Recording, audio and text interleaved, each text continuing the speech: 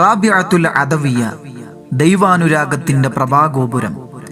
7 ദിവസം തുടർച്ചയായി ഭക്ഷണം ഒഴിവാക്കുകയും രാവ് മുഴുവൻ ഒരു നിമിഷം പോലും ഉറങ്ങാതെ നിസ്കരിക്കുകയും ചെയ്തു.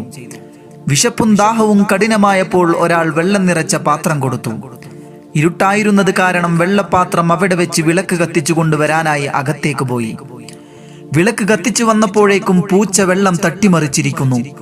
വിളക്ക് അവിടെ വെച്ച് പാത്രത്തിൽ വെള്ളം നിറച്ചു കൊണ്ടുവരാൻ വീണ്ടും അകത്തേക്ക് പോയി. മടങ്ങി വന്നപ്പോഴേക്കും വിളക്ക് കെട്ടുപോയിരുന്നു.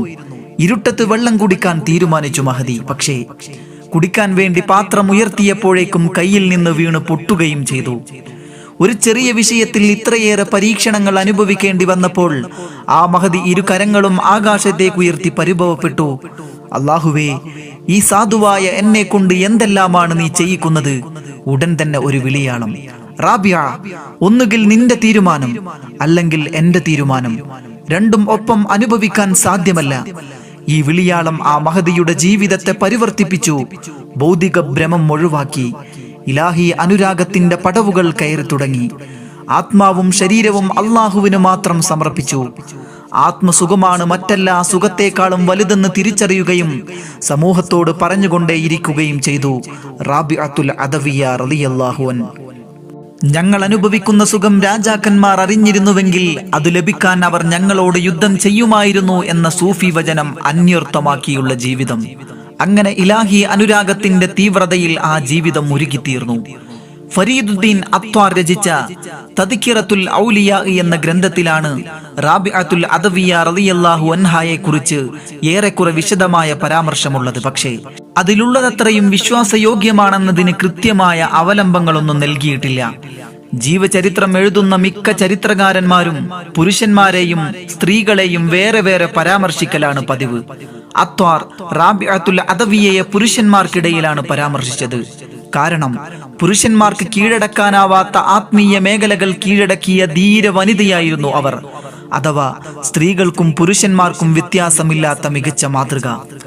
ഇതിന് ഉപോത്ബലകമായി അബ്ബാസത്തു തൂസിയ എന്നിവരെ ഉദ്ധരിക്കുന്നു. അന്ത്യനാളിൽ മഹ്ശർ ഭൂമിയിൽ വെച്ച് യാ റിജാൽ, അല്ലയോ പുരുഷന്മാരെ എന്ന് വിളിക്കപ്പെടുമ്പോൾ ആദ്യമായി വിളി കേൾക്കുന്നവർ മറിയം ബീവിയായിരിക്കും. മറിയം ബീവി സ്ത്രീയാണെങ്കിലും പുരുഷന്മാരുടെ സ്ഥാനത്താണെന്നർത്ഥം. കൃത്യമായ രേഖകൾ ലഭ്യമല്ലെങ്കിലും ഹിജ്റ 90-കൾക്ക് ശേഷമാണ് ഉമ്മുൽ ഖൈർ റാബിഅത്തുൽ അദവിയ്യ റളിയല്ലാഹു അൻഹു ജനിക്കുന്നത്. സംസ്കാരങ്ങളുടെ സംഗമ ഭൂമിയായ ബസ്രയിലായിരുന്നു ജനനം. റാബിഅത്തുൽ ബസരിയ എന്നും അറിയപ്പെടുന്നുണ്ട്. പരമദരിദ്ര കുടുംബത്തിൽ പിറന്ന അവർക്ക് മൂത്ത 3 സഹോദരികൾ ഉണ്ടായിരുന്നു. 4-മത്തെയാളായതുകൊണ്ടാണ് റാബിഅ അഥവാ 4-മത്തവൾ എന്ന് പേര് വന്നത്. പിതാവിന്റെ പേര് വ്യക്തമല്ല. റാബിഅ ബിൻത് ഇസ്മായിൽ എന്ന് ചില രേഖകളിൽ കാണുന്നുണ്ടെങ്കിലും അത് നാം ചർച്ച ചെയ്യുന്ന റാബിഅ അല്ലെന്നാണ് സൂക്ഷ്മ നിരീക്ഷകരുടെ വിലയിരുത്തൽ. ജനനവുമായി ബന്ധപ്പെട്ട് ചില സംഭവങ്ങൾ ഉദ്ധരിക്കപ്പെടുന്നുണ്ട്. പ്രസവ സമയത്ത് വിളക്ക് കത്തിക്കാനുള്ള എണ്ണ പോലും വീട്ടിലില്ലായിരുന്നുവത്രേ. റാബിഅ റളിയല്ലാഹു അൻഹയുടെ മാതാവ് ഭർത്താവിനോട് പറഞ്ഞു, നിങ്ങൾ അയൽവാസിയുടെ വീട്ടിൽ ചെന്ന് അല്പം എണ്ണ വാങ്ങിക്കൊണ്ടുവരിക. ഒരാളോടും ഒരു കാര്യവും ഒരിക്കലും ചോദിക്കില്ലെന്ന് പ്രതിജ്ഞയെടുത്ത ആളായിരുന്നു അദ്ദേഹം. ഭാര്യയുടെ നിർബന്ധപ്രകാരം അയൽവാസിയുടെ വീട്ടിൽ ചെന്നു. പക്ഷേ വാതിൽ തുറക്കപ്പെടുന്നില്ല. നിരാശയോടെ മടങ്ങിപ്പോന്നു. അതറിഞ്ഞു ഭാര്യ കരയാൻ തുടങ്ങി. ഭർത്താവ് പ്രാർത്ഥനാ നിരതനായി പതുക്കെ ഉറക്കിലേക്ക് വഴുതി വീണു. തിരുനബി സല്ലല്ലാഹു അലൈഹി വസല്ലമ തങ്ങളെ സ്വപ്നത്തിൽ ദർശിച്ചു. പ്രവാചകൻ അദ്ദേഹത്തോട് പറഞ്ഞു, വിഷമിക്കേണ്ട, താങ്കൾക്ക് ജനിക്കാനിരിക്കുന്ന ഈ പെൺകുട്ടി വലിയ നേതാവാകും. എന്റെ സമുദായത്തിൽപ്പെട്ട 70,000 ആളുകൾ അവളുടെ ശഫാഅത്ത് പ്രതീക്ഷിക്കുന്നുണ്ട്.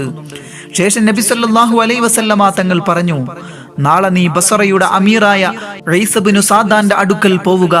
അദ്ദേഹം എന്റെ പേരിൽ എല്ലാ രാത്രിയും 100 സ്വലാത്തും വെള്ളിയാഴ്ച രാവിൽ 400 സ്വലാത്തും ചൊല്ലാറുണ്ട്.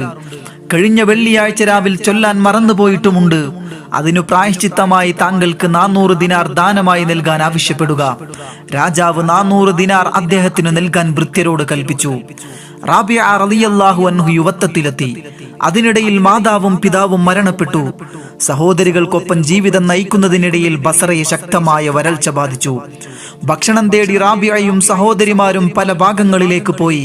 അവർ തമ്മിലുള്ള ബന്ധം അതോടെ അവസാനിച്ചു. റാബിഅ തനിച്ചായി.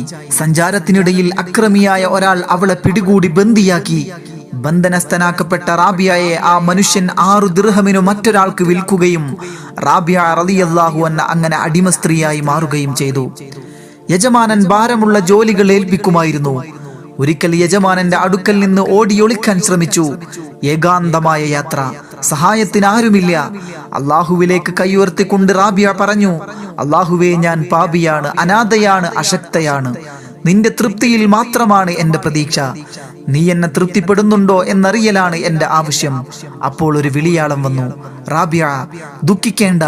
വാനലോകത്തുള്ള മലക്കുകൾ നിന്നെ കൊണ്ട് അഭിമാനിക്കുന്ന തലത്തിലേക്ക് നീ ഉയരും. അവർക്ക് സമാനമായി യജമാനന്റെ അടുത്തേക്ക് തന്നെ മടങ്ങിപ്പോന്നു. പകൽ നോമ്പനുഷ്ഠിച്ചും രാത്രി നിസ്കരിച്ചും ജീവിക്കുന്നതിനിടയിലും യജമാനനെ സേവിക്കാൻ മറന്നില്ല. ഒരു രാത്രിയിൽ യജമാനൻ ഉറക്കിൽ നിന്ന് എഴുന്നേറ്റ് നോക്കുമ്പോൾ റാബിയ സുജൂദിലായിരുന്നു. അവർ പ്രാർത്ഥിച്ചു കൊണ്ടിരിക്കുന്നു, അല്ലാഹുവേ, നിന്നെ പുണരാനാണ് ഞാൻ ആഗ്രഹിച്ചു കൊണ്ടിരിക്കുന്നത് എന്ന് നിനക്കറിയാമല്ലോ. നിനക്ക് സേവനം ചെയ്യുന്നതിലാണ് എൻ്റെ കൺകുളിർമ. ഞാൻ മറ്റൊരാളുടെ കീഴിലില്ലായിരുന്നുവെങ്കിൽ ഒരു സെക്കൻഡ് പോലും നിനക്ക് സേവനം ചെയ്യുന്നതിൽ നിന്ന് പിന്തിരിയുമായിരുന്നില്ല. ഇത് കണ്ടപ്പോൾ യജമാനന് അലിവ് തോന്നുകയും റാബിഅത്തുൽ അദവിയ്യ റളിയല്ലാഹു അൻഹയെ മോചിപ്പിക്കുകയും ചെയ്തു. അവർ യജമാനന്റെ വീട് വിട്ടിറങ്ങി. പിന്നീട് സാഹചര്യത്തിന്റെ സമ്മർദ്ദങ്ങളിൽപ്പെട്ട് അല്പകാലം റാബിയ റളിയല്ലാഹു അൻഹ ഭൗതികതയിലേക്ക് തിരിച്ചുവെന്നും കളി വിനോദങ്ങളിൽ ഏർപ്പെട്ടുവെന്നും ഫരീദുദ്ദീൻ അത്താർ പറയുന്നുണ്ട്. പിന്നീട് ബസ്രയിലെ ജ്ഞാനി വര്യരുടെ പ്രഭാഷണങ്ങളിൽ ആകൃഷ്ടയായും അടിമത്തത്തിന്റെ സമയത്ത് നേടിയെടുത്ത ആത്മീയതയുടെയും ഇലാഹി ചിന്തയുടെയും പിൻബലത്തിലും റാബിയ റളിയല്ലാഹു അൻഹ പശ്ചാത്തപിച്ചു മടങ്ങി.